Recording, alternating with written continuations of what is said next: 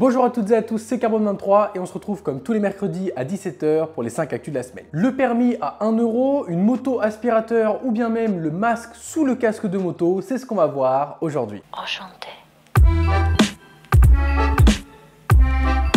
Actu numéro 1, vous rêvez de passer le permis moto mais vous n'avez pas les moyens de vous le payer puisqu'il faut le dire c'est quand même un certain budget. Eh bien pas de problème puisque depuis 2019 il existe le permis à 1 € par jour, soit 30 € par mois. L'année dernière, c'est plus de 1 200 000 Français et Françaises qui en ont bénéficié, autant pour le permis B, donc pour le permis voiture, que pour le permis A1 ou A2 en moto. Alors il s'agit bien sûr d'un crédit puisque vous étalez une grosse somme sur plusieurs paiements. En l'occurrence, ce serait bien trop compliqué de vous prélever 1 € par jour, donc en gros, vous payez 30 € par mois. J'ai l'impression qu'en février, on se fait un petit peu niquer. Le gros avantage, c'est qu'il n'y a pas d'intérêt puisque le taux est à 0% et qu'il est pris en charge par l'État. Donc ça veut dire que si votre permis coûte 690 €, eh bien selon mes savants calculs, vous paierez 23 fois 30 €, donc 23 mensualités de 30 €. Cette offre, elle est disponible uniquement pour les jeunes de 15 à 25 ans. Donc papy, mamie, désolé, mais si vous voulez passer le permis moto, va falloir ralasser un petit peu plus. Ta gueule, les connards. Et attention, vous ne pouvez bénéficier de cette offre qu'une seule fois. Ce qui veut dire que si vous choisissez d'avoir le permis à 1 € par jour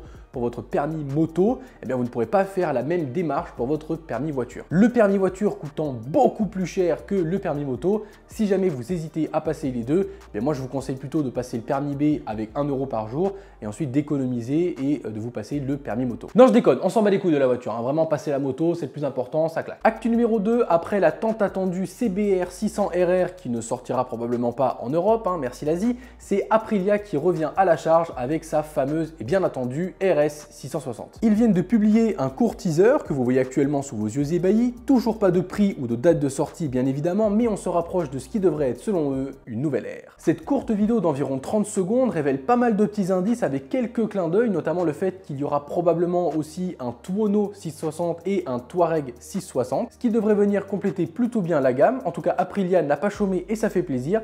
On espère que l'attente en vaut la peine, surtout que tous ces modèles-là devraient sortir en A2 avec un moteur dégonflé. Actu numéro 3, c'est le moment de parler de moto électrique puisque Honda est en train de s'y mettre aussi avec une potentielle future CB125R, mais cette fois-ci plus thermique, mais comme je vous le disais, électrique. C'est le site Bike Social qui a révélé ses brevets montrant clairement une CB125R avec un moteur électrique et plus un thermique. Ce qui est intéressant de voir là-dessus, c'est que Honda aurait décidé de garder un modèle qu'ils connaissent déjà pour le modifier et le passer de thermique à électrique, ce qui fait que les coûts de production et de R&D, donc de recherche et développement, seront beaucoup plus faibles. Quand on crée un nouveau modèle de moto de A à Z, il faut créer un nouveau châssis, un nouveau cadre, une nouvelle partie cycle. Ici, ils ont besoin de rien faire, entre gros guillemets. Ils prennent un modèle thermique qui fonctionne très bien et ils le passent en électrique avec les modifications nécessaires, mais ça demandera toujours moins d'argent et moins de temps que de créer tout de A à Z. C'est super intelligent comme façon de faire et ça pourrait vraiment faire baisser le prix des motos électriques parce qu'il ne faut pas se le cacher, c'est encore beaucoup trop cher. Actu numéro 4, nous avons Maxime Lefebvre qui a pondu ça.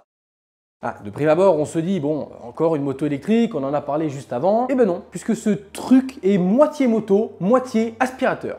Voilà, excusez-moi, hein, mais Qui a pondu cette merde? C'est quoi la suite? Hein? Moitié moto, moitié lampadaire? C'est quoi l'innovation? Sérieux là? En fait, le créateur en question a basé son invention sur le même fonctionnement et le même design, entre gros guillemets, qu'un aspirateur Dyson. Voilà.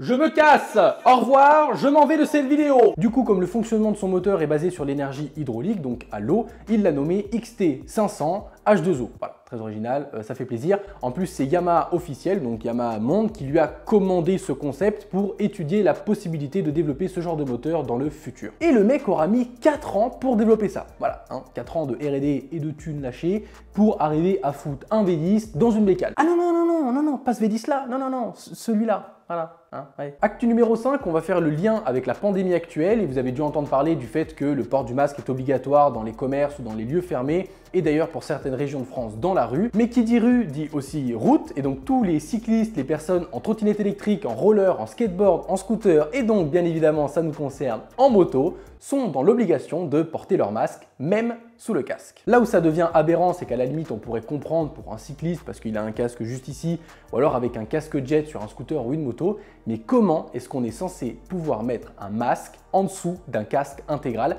Je vous laisse par exemple la vidéo du poteau Chris RS qui lui a fait une démonstration simple, sans mauvaise foi, en prouvant bien par A plus B que ce n'est pas possible. Alors pour certains d'entre vous, ça va passer, tout dépend évidemment de la forme de votre casque, des mousses à l'intérieur et de la taille de votre menton, etc. Bref, il y a plein de paramètres qui rentrent en ligne de compte, mais pour 90% d'entre nous, c'est extrêmement compliqué, voire impossible de pouvoir mettre son masque sous son casque. À titre d'exemple, Chris lui a essayé avec son RFA 11 qui est assez arrondi à l'avant, donc fatalement ça laisse moins de place pour le masque et donc quand il met son casque, eh bien son masque tombe tout simplement.